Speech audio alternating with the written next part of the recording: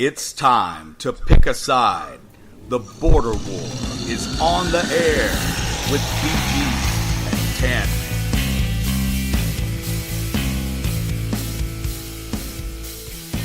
TanMan. All right, welcome into the border war. This will be our college basketball preview show. The reason the TanMan is not talking is because he is so excited he can't sit still. I've actually had to strap him into his chair. 5 more days, BG. 5 more days till the college basketball season starts, even though the entire country will still be paying attention to college football. But that's okay. Except for the TanMan's household. The TanMan's household, who shuts everything down in the middle of July for G League basketball. Hey, you can't beat it, man. I got you. Can't beat it. Nothing wrong with being in love with the sport. I'm falling out of love with my sport, but that's okay. That's okay. We'll always have college baseball. Something tells me we won't do the college baseball preview show, though. I could be wrong. We'll see. We'll see. We'll see. Now that we're doing the sort of segregated episodes, I think it leaves a little more room for something like that. All right, so what do we have in store for you today, listeners? Well, we are staying in our box as best as possible, so we're going to do an ACC basketball preview. We'll give you an idea of what we think the top teams will be in the Player of the Year from that conference. We'll also do the same for the SEC, and then we will focus specifically, not surprisingly, on the University of North Carolina, the University of South Carolina, and Clemson. It's all about University. the box. It's all about the box. We're trying to stay in it as best we can, but I have a feeling I'm going to venture outside the box before the day is over with. You've got some things to say about another school, perhaps one that you really hate? That too, but I'm talking way out of the box. Nevada? Later on. Nevada? Later on. Nevada? Maybe. Nevada? Maybe. I thought about putting him in my Final Four. Maybe not. We'll see. All right, well, TanMan, you know more basketball than I have forgotten, so why don't you get us started? Well, BG, I say we start right where the kings of college basketball live. I say let's start in the ACC. The top of the ACC should be no surprise this year, as it's been the last few years. In my opinion, there's sort of an argument about what the order is. It's a matter of the order to me. There's 3 teams at the top, and then you've got a line. And I've got 6 teams that could really get in the mix for that 4th spot. At the top, I've got Virginia. They won, 30-some-odd games for only several lost years 3 in a row. games last year. I don't really see them falling that far. I think there will be some overreaction to their tournament loss, certainly. And there should be. And there should be. Like that. Yeah, that's something they're going to have to own. But I've got Virginia at the top. I've got North Carolina coming in 2nd this year. I've got the Duke Blue Devils at 3, and then at 4, like I said, I've got a big group of teams, but I'm going to go Syracuse at 4. Okay, I'm going to expound a little bit on that. I have to go with my notes here. That's my box. I like to stay with my notes. As I say, notes are very, very important. I don't know that everybody locally uses those, but we here at the Border War do not trust ourselves that much all of the time. I will do certain conversations without notes, but this is not one of them. Some folks locally probably should use some notes. They probably should. A little more. I'm gonna go with the same team at the top. I've got Virginia as the number 1 team. They bring back 3 starters from a team with only 3 regular season losses. I mean, it's not that exciting of a pick, and especially like you said, in light of their monumentally, historically awful loss to a 16 seed in the first round of the tournament. But I don't think that's going to affect their regular season. This is a really, really, really, really good basketball team. I'm a little bit of a surprise here. At number 2, I'm going to go with Virginia Tech. Okay. They've got 4 double-digit scorers returning. That's the kind of stuff I usually look at. I look for teams because college basketball, I think you'll grant me this. I mean, there are some big matchups early in college basketball. You've always made the case, and you're right, that college basketball does a much, much, much better job of that than college football does, of matching up teams you want to see, particularly from outside your conference early on. But I think having experienced scorers and multiple scorers early on in the season in those games that you probably should win, but a few teams always sort of lose a few of them. I think Virginia Tech gets off to a fast start, and that that helps them later in the season when the schedule gets tougher. Number 3, I've got you guys. North Carolina, I think I stole this line from CBS, I think, but it's a great line. Yeah, Nasir Little is big time.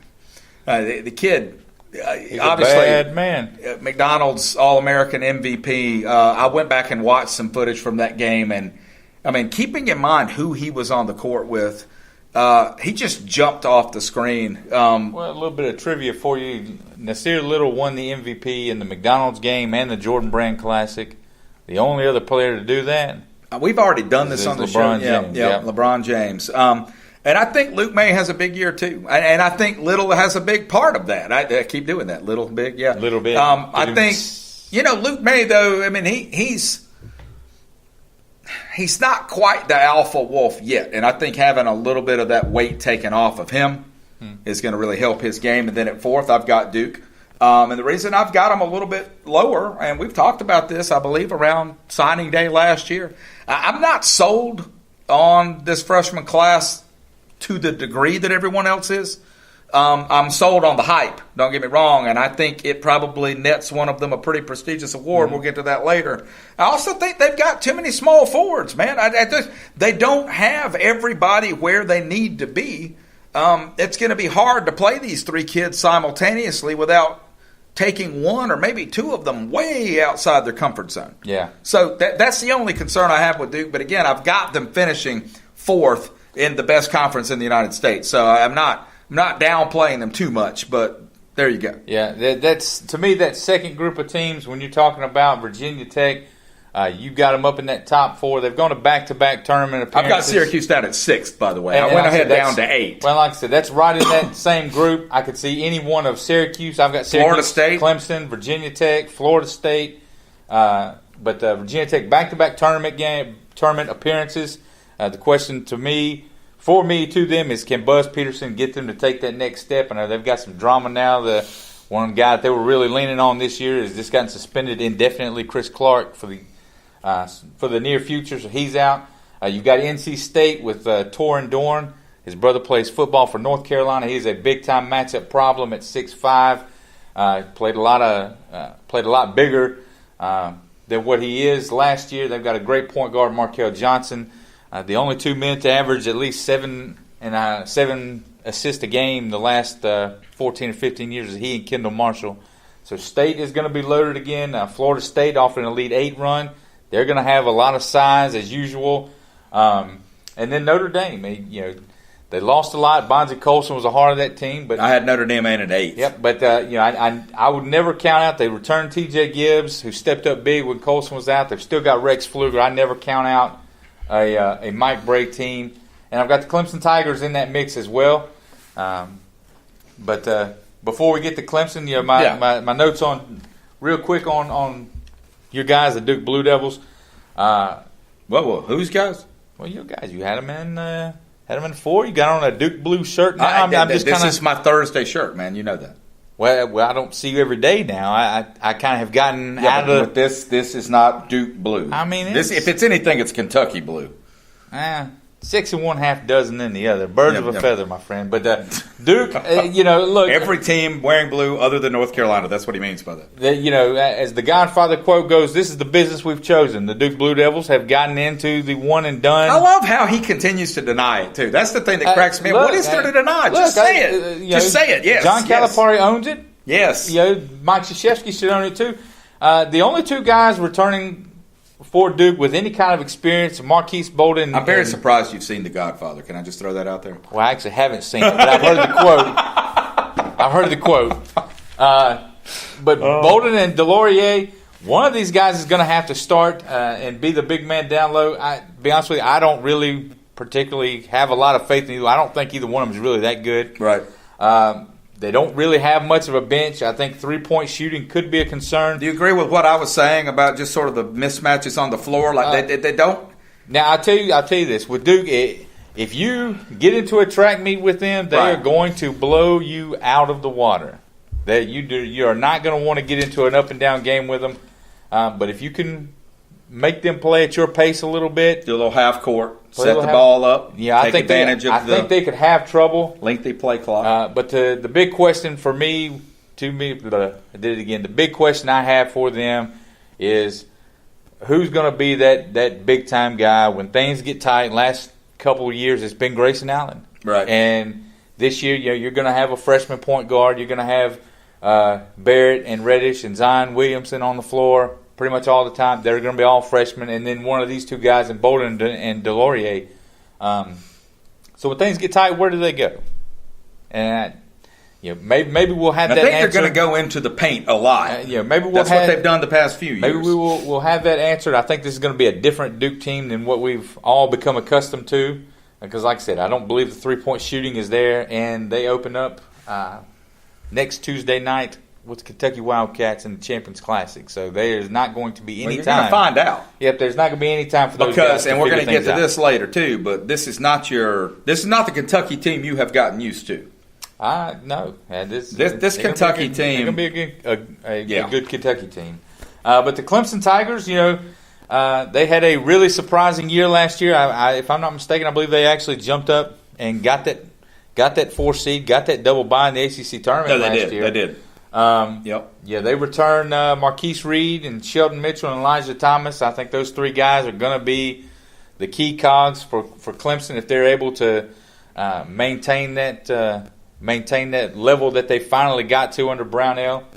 Brownell, he was on the hot seat, on the verge, I think, of getting canned until they actually made that tournament run last year. But this will be an interesting year for them, though, because I can't remember the last year Clemson basketball has come into the season with some hype. It's been a long time. It's been a while. You're talking 20 years probably. I think it was 90, 97, 98 is kind of whenever they I've seen them as high as 19 in some polls. I think around 21 to 24 is where they are in most of them. But so this is a team, and it'll be interesting because no matter how good they are, it really. I've made this comparison a lot of times, but I think there's something to it. Clemson is a football school and a basketball conference. Much like South Carolina is a everything but football school in a football conference, and you can be really good. You can recruit really well and still be in the middle of the pack in a loaded ACC. So we'll see. I wouldn't be shocked if they jump back up into that top 4 again. Amir Sims, after Dante Grantham's injury last year, Amir Sims stepped in and played well. They're expecting a lot more from him. They're going to need a lot more from him. And they've got a freshman down there, John Newman III. Brad Brownell really likes his game, and I think he's going to see a lot of time early. This is they're really experienced this year. I will give them that. They've got a lot of experience coming back. Again, that is something that I think really matters. And hopefully for them, they can capitalize on that because, like I said, all three of those main guys, Reed, Mitchell, and Thomas, they're all seniors, so they'll be gone after this year. And we've talked about this before. Strike while the iron's hot in Clemson. You talk about experience more in basketball than you do in any other sport, or at least I think that's the narrative. Yeah. You see freshmen come in football and baseball even and make really, really big impacts. And I think really the difference is it's like I've talked about before. Basketball runs live for 8 or 9 real minutes at a time, right? Mm. You know how we talk about a guy like Baker Mayfield does a great job handling a play when the play breaks down. Man, basketball's broken down all the time, right? Every trip up the floor. Even the plays that work as drawn up are still controlled chaos. So I think that's why experience matters so much. Am I wrong? I mean, you watch a lot of basketball, but I just feel like that the potential for the ball to go anywhere at any time, you can't regroup. You're not huddling up in between plays. You're not sucking your air in and kind of pulling your pants up and saying, all right, let's talk about this. And no, man, you've got to go.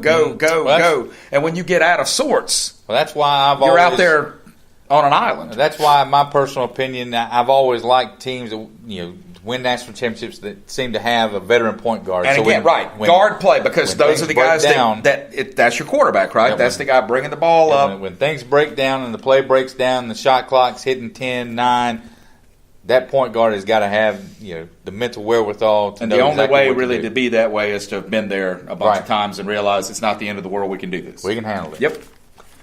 So the North Carolina Tar Heels, we might as well talk about them. They're there. They are. They're there. They have a basketball team. They've got a basketball team. They are in the ACC. I'm not sure. I'm not sure if you have heard of them. Maybe once or twice. But we lost a guy. We lost two guys that were key cogs for of course last few years in Barry and Pinson. But BG, I'm going to go ahead and tell you now, I love this basketball team. Mm-hmm. I absolutely love them. The only question is, can we find a point guard? And that's a big question. It's a big question. But if because it's what you've asked about Duke for the past two seasons. But Seventh Woods has had a pretty good summer, a pretty good start to the practice. It's going to be hard to keep Kobe White, the freshman, off the floor. So those two guys are going to have a back and forth all year. Don't be surprised if Kobe White winds up as your starting point guard before the year is over. And outside of that, I think we could play big. I think we can play small. But that's what I was going to ask you. Is this a more traditional Roy Williams team in that we go back to the power forward really being the center point of the offense? I think North Carolina's big men. I think Sterling Manley could wind up being the better big men of all of them between he, Brooks, and Huffman. Brooks is the one that got all the starts because Manley couldn't pass his conditioning test last year. Yes. But like I said, Roy Williams has said, and he's been very vocal about it, he wants to play two big men. But when you look at the rest of the roster, you look at Cameron Johnson, you look at Luke May, you look at Nasir Little, Kenny Williams at shooting guard. I'm not sold that playing small isn't the better lineup, the more athletic lineup. Anyway, I think you'll see Roy Williams go with the traditional two big lineup at times, and you're going to see him play small a lot just because I don't think that there's any way you can keep Nasir Little. One, you can't keep him off the floor, but the interesting fallout to that to me is somebody's going to have to come in and play a lot with that second team. Kenny Williams would be my guess is going to get a lot of run with that second team. Kenny Williams on the second team? Right. Oh, my goodness. Right. Are we serious? This team is loaded everywhere. To be fair, they should be. I mean, that's what you want out of a North Carolina basketball team. But, again, like I said, losing Barry and losing Pinson is going to hurt. But, BG, I'm telling you, there is talent all over the place. I guess it's one of those things where, yes, you're loaded, but a lot of other teams will be too. So when you get into elite company like this, and we'll obviously be getting into some more Final Four predictions and stuff. I'm curious to see what you think the ceiling for this team is. This year. I think if you're going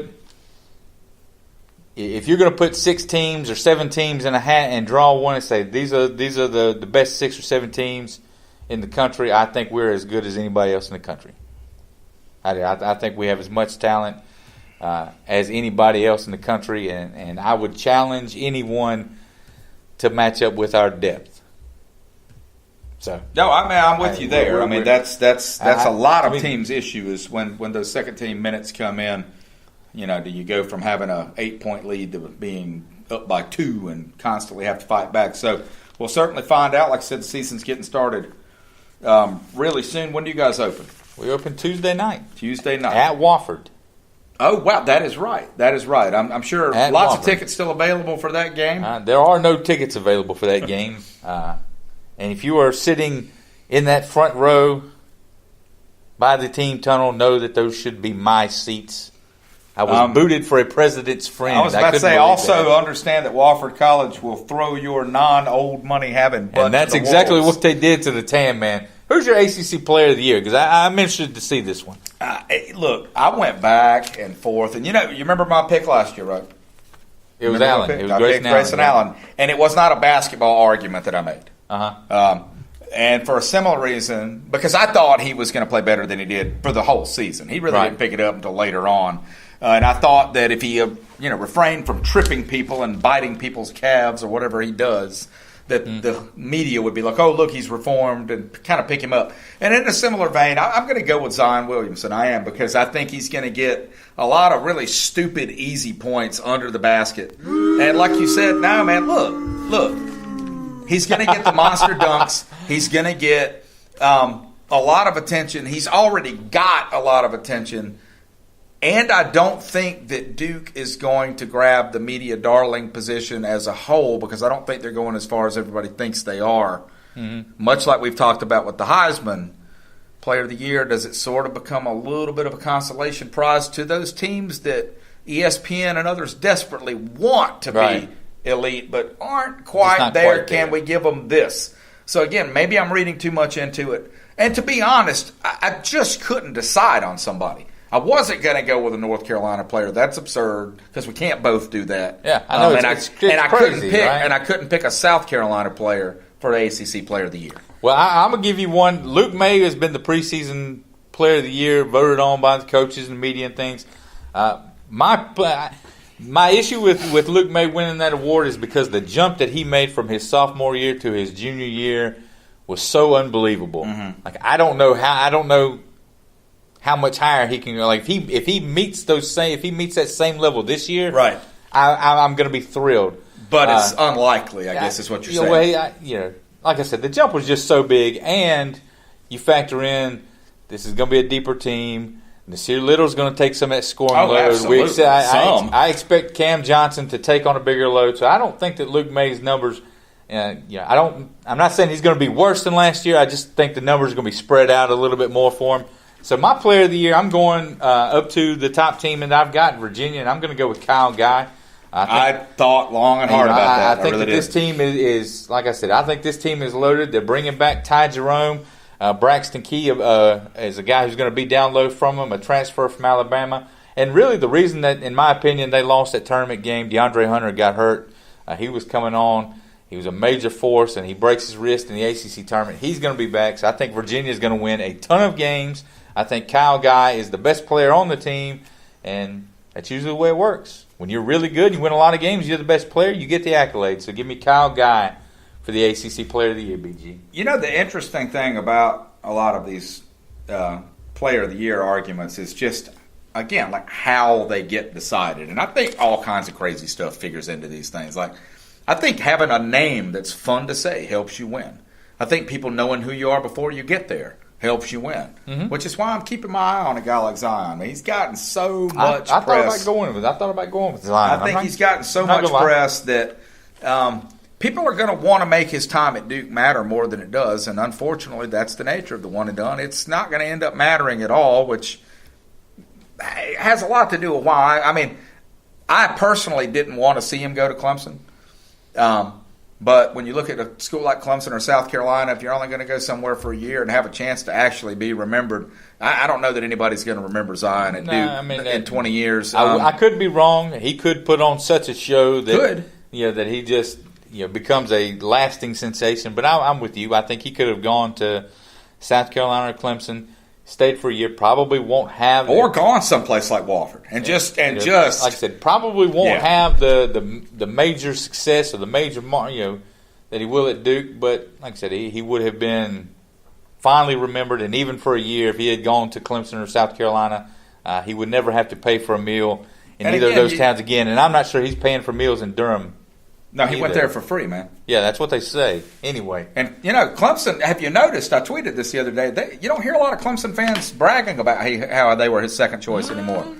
No, because I guess and Frank Martin insists that South Carolina was his second choice. Now, he's the only person I've heard say that. Apparently everyone was Zion's second choice. Maybe Zion was just really nice and told a lot of people that. Maybe. Who knows? Anyway, moving on. Over to the SEC, BG. You want to start us? You want me to start us? I'll start us out since you did the ACC.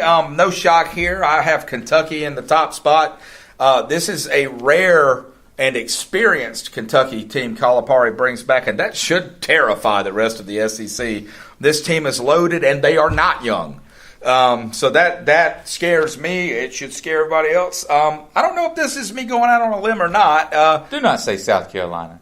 Oh my God, are you out of your mind? Okay, I just wanted to check. I'm not going to have them higher than third. What are you talking about? No, Tennessee. I'm putting Tennessee at second. They returned pretty much the entire team that won a portion of this conference. I'm not sure they don't belong in the top spot. And I think Rick Barnes is a better coach than John Calipari. What about that? That's a hot take. I think, That's I didn't say he was a take. better recruiter, but he's a better coach, and that matters in basketball. At number 3, I've got Auburn, assuming the basketball program isn't shut down in the next 2 weeks. And at number 4, a little bit of an out on a limb here. I'm going to go with the Mississippi State Bulldogs.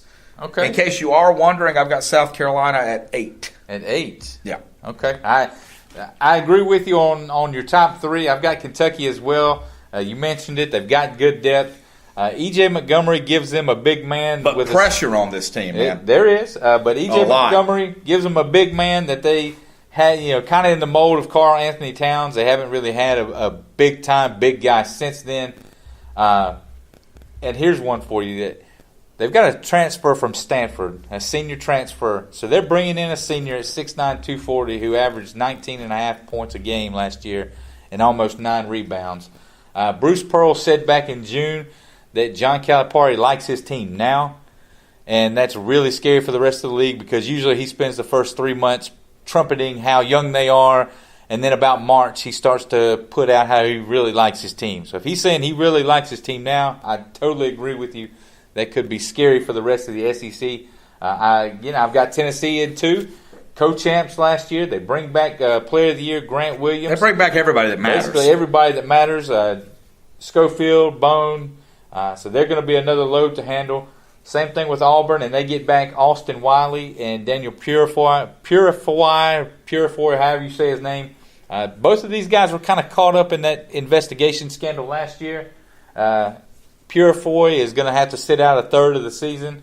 But in my fourth spot in the SEC, I went down a few spots. I'm a little higher on the Florida Gators than some of the pros.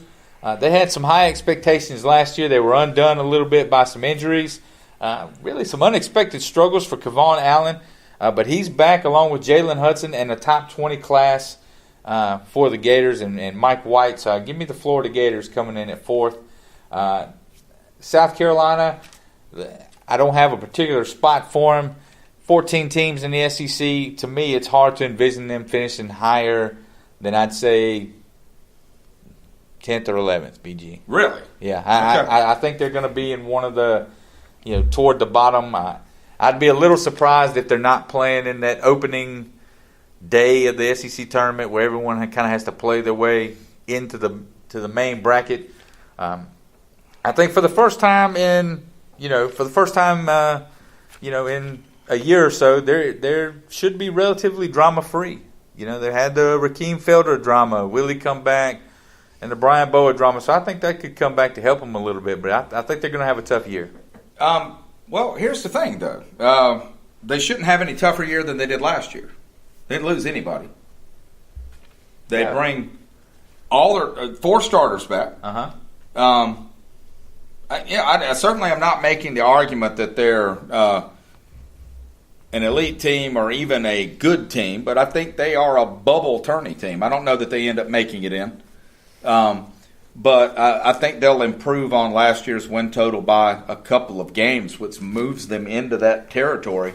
The thing that's interesting to me from a basketball standpoint is really how this is all going to move around. I really want to know if Trey Campbell actually steps up and becomes the actual point guard, because I think this becomes a much better team if Hassani Gravett can go back to shooting guard where he belongs. Yeah, you're right. He was definitely out of position last year. And every preview I've read just assumes, like the national guys, that Gravett is – and you know how this is, though, man. There's so many teams to cover. Let's be honest. The national guys do a really terrible job with teams like South Carolina. Mm-hmm. They don't really know anything about them. They're writing it, but they're not – no, they were flying by the seat of their pants during that tournament run a few years ago. Oh, yeah. Yeah. Just who is this guy? Who is this guy? So Gravett needs to be the shooting guard. Obviously, you've got guys like Justin Minaya that really need to step up, and I'm not going to even say Chris Silva needs to stay out of foul trouble. I mean, honestly, I'm tired of saying it. Frank Martin was not happy with him after their exhibition game. Yeah, the exhibition game was ugly. No, he called him out in the press conference and basically said he's a fourth-year player. If he doesn't know not to foul a guy 20 feet from the basket, I'm not sure what I'm supposed to teach him anymore. That being said, I think there's definitely a chance that you're right. And really, I think South Carolina plays a bunch of close games against the other 4 or 5 teams that are right around him in that pack, Georgia, Alabama. these schools, and they're going to need to find a way to win close games late. And Silva's the guy to do that, right? He's the sure scorer if you can have him in the game, and that's the thing.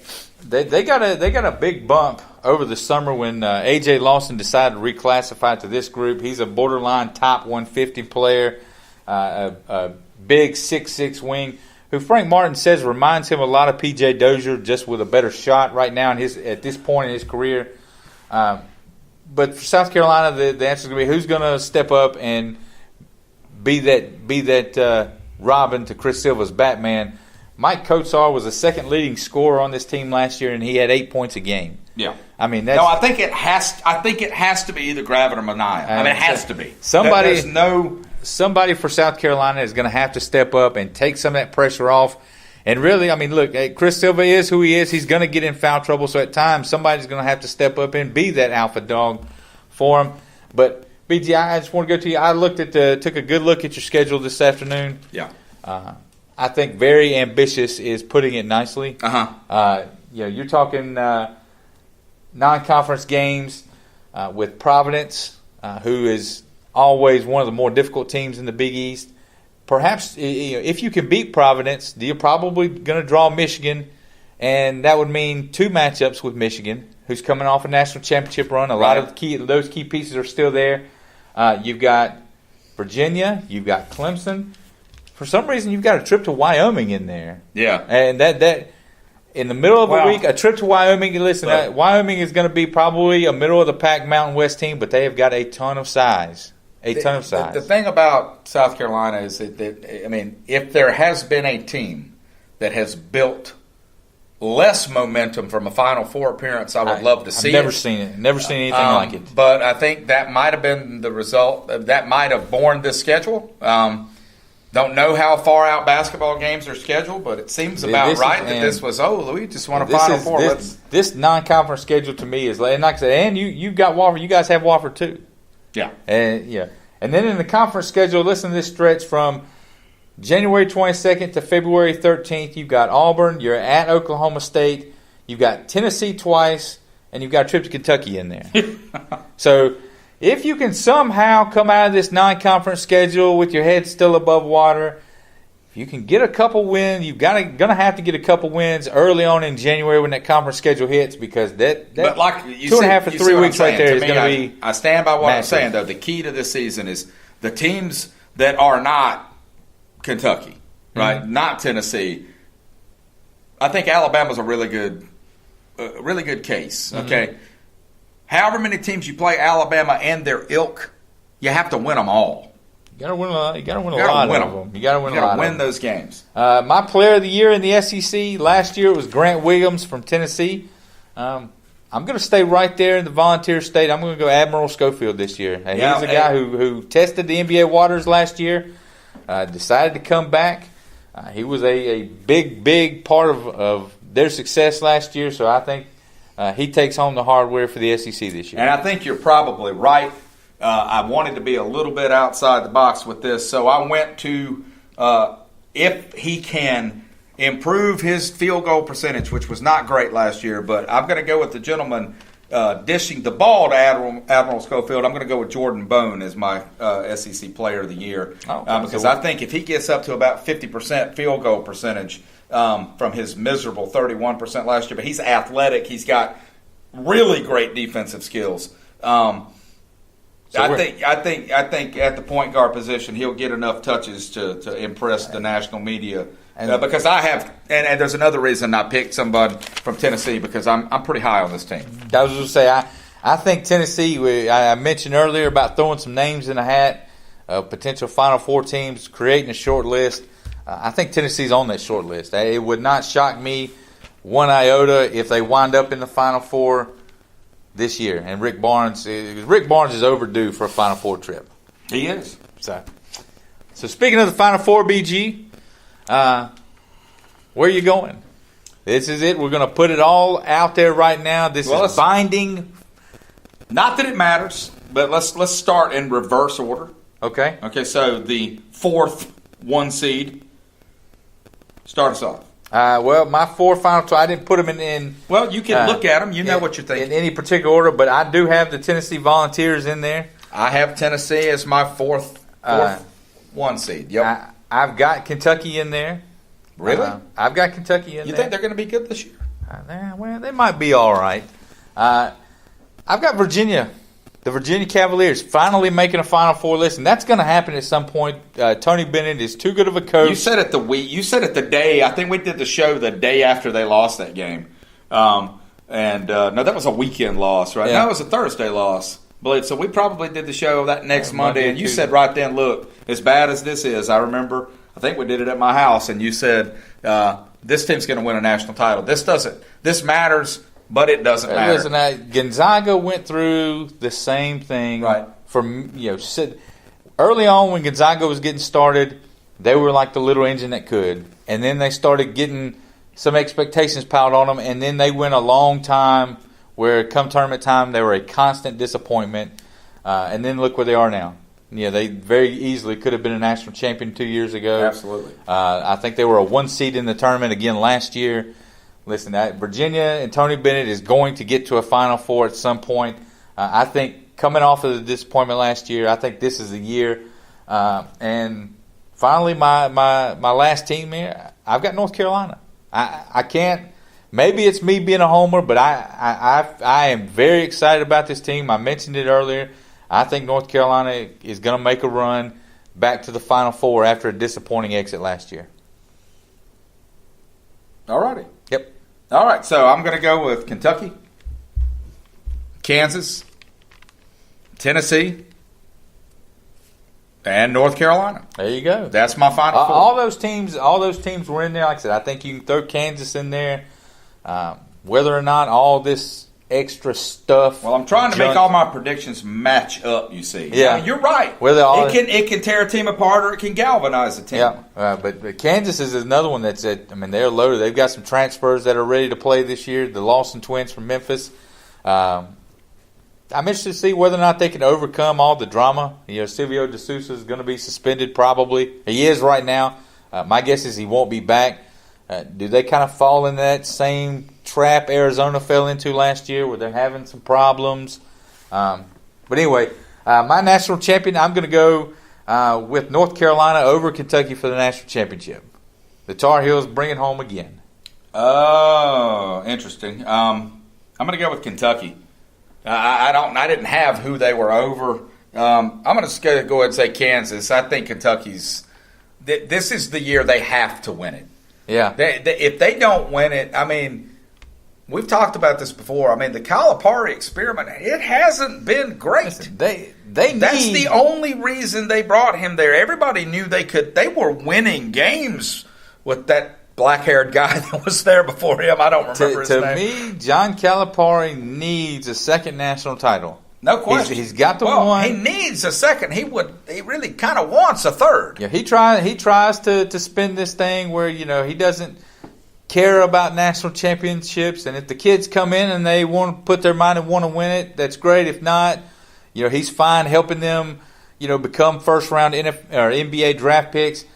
But man, the people around Lexington are getting restless. No, there's no question. And they did not bring him here to finish fourth in the SEC and draw 4 seeds in the NCAA tournament. Is this year 10 or year 9? I see. He started in the 09-010 season, so this will be what? Year 9. Year 9? Yeah. But no question, John Calipari needs a second national title.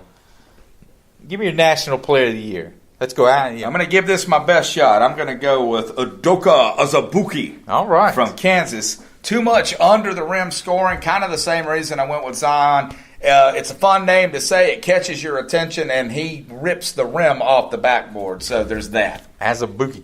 I went going through the list of players. The last 10 years, it's been a guy. Doug McDermott has been the only guy to win it that hasn't been on a top 10 team. Right. So going through the list, and there's no one that really jumps out at me from these national championship contenders. It's tough. It's a wide open. Because think about it. You that's why they're good. Yeah. They don't have a guy scoring 40 points. To me, the National Player of the Year race is wide open, and I'm sure someone is going to step up. like Jalen Brunson last year and own that thing. But for my prediction today, I've told you I was going out of the box. I'm not even – the box has been mailed and shipped to the other side of the country. I'm going Mike Dahm from South Dakota State. That's not crazy. Mike Dahm from South Dakota State. I saw a lot of guys have him in their top 25. So Mike Dahm could surpass 3,000 points this season. That would put him in the top 10 of all-time college scorers. This team he averaged 24-10 last year. They were 28-7, 13-1 in the Summit League. I mean, gave Ohio State all they wanted and then some in the first round of the tournament. Last year, like I said, 28-7. Their schedule included games with Kansas, Ole Miss, Wichita State, Colorado. This year's schedule, they've got one. May wind up playing Florida Gulf Coast twice. They've got a game against Nevada, a neutral site game against Northern Iowa, and in their conference, there's one team, South Dakota. There's one team that's kind of their equal. I think South Dakota State could easily hit the tournament with. I think they'll probably lose at Nevada, but it wouldn't shock me if they hit the tournament with 2-3 losses max. So you get a 3-loss team with a guy who's going to score 25 points a game. And speaking of Nevada, I almost went outside the box and put them in my final. And that's another one of those teams to throw in the hat. It's not crazy. Everyone that on Nevada's team last year, when they made that run, they're all back. And I wouldn't be crazy. Love that logo of theirs. I love their colors. I love their logo. That means a lot to me. Does it? Yeah. No, it's sweet. The dark blue and the silver. It's very nice. Sweet. And you'll see it a lot. You'll see it a lot. Yeah. But that's it for us. That is it for episode, what is this, 77. I didn't say that at the beginning because I had no idea. I gave you that. I send you the list every week. I send it to you. I pull it. It's right there. Sounded very Italian grandmother right there. Well, I feed you the pasta. You're so skinny. I don't understand. Well, look, what's the Godfather line again? Say that like the Godfather quotes. What do you want from me? Say the Godfather quote in that Italian grandmother voice of yours. Do that. This is the job we picked. This is the life we've chosen. But that's it for episode 77. Like I said. Hit us up on Twitter at The Border War. You can follow BG at BG_Border War. I am at TanMan3264. Let us know what you think. Email the show, whatever platform that you have decided you like best. If there is an option to leave a review and tell us how awesome we are and how terrible your local radio is, please do so immediately.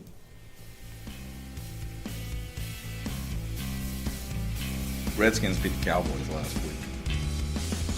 Remember that? It was awesome.